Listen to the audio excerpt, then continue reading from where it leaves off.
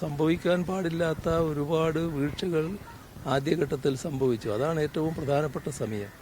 ആ സന്ദർഭത്തിൽ ഉണർന്ന് പ്രവർത്തിക്കാൻ കഴിഞ്ഞില്ല എന്ന് പറയുമ്പോൾ അതിന് വേറെ ന്യായീകരണമൊന്നുമില്ല.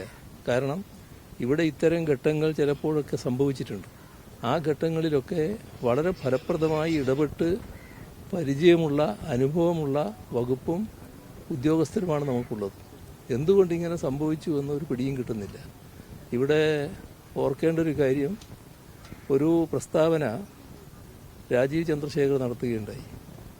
അദ്ദേഹം പറഞ്ഞത് ഗവൺമെൻറ് ഒരു മന്ത്രി അദ്ദേഹത്തെ വിളിച്ചു, എന്നിട്ട് കേന്ദ്ര ഗവൺമെൻറ്റിൻ്റെ ഏജൻസികളുടെ സഹായം വേണം എന്ന് പറഞ്ഞു.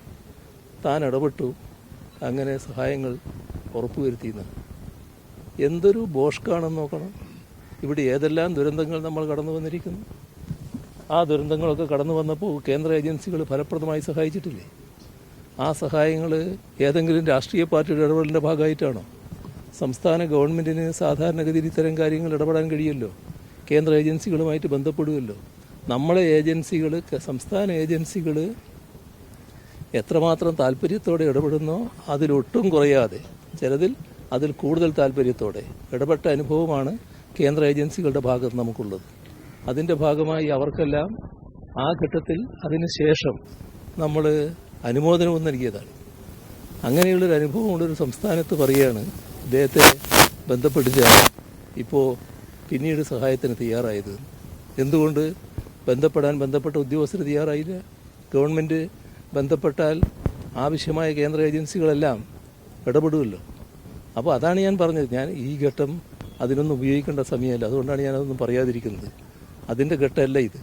ഇപ്പോൾ ഈ ദുരന്തത്തിൻ്റെ ഫലമായി ദുരിതമനുഭവിക്കുന്ന കുടുംബത്തെ സഹായിക്കാനും സംരക്ഷിക്കാനുമുള്ള നടപടികൾ ഗവൺമെൻറ് എടുക്കുക.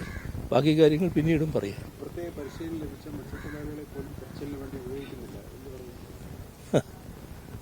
ഇതെല്ലാം ഈ അതെ, പ്രത്യേകമായ പരിശീലനം കൊടുത്തിട്ട് പോലീസിന്റെ ഭാഗമാക്കിയതാണ്. നല്ല നടപടികൾ അവരുടെ ഭാഗത്തുനിന്നുണ്ടായതുമാണ്. അത്തരം കാര്യങ്ങൾ കടലിൽ മാത്രമല്ല ഫോറസ്റ്റിലും സ്വീകരിച്ചതാണ്. ഇത്തരം കാര്യങ്ങളെല്ലാം ഉപയോഗിക്കാൻ തയ്യാറാവണ്ടേ? അതല്ലേ പ്രധാനം. ആ കാര്യങ്ങൾ നമുക്ക് പിന്നീടും ചർച്ച ചെയ്യാം. ഇപ്പോൾ ഇതാണ് പ്രധാനം. കുടുംബത്തിന്റെ സംരക്ഷണമാണ്. അതിനാവശ്യമായ നിലനിൽ സ്വീകരിക്കുക.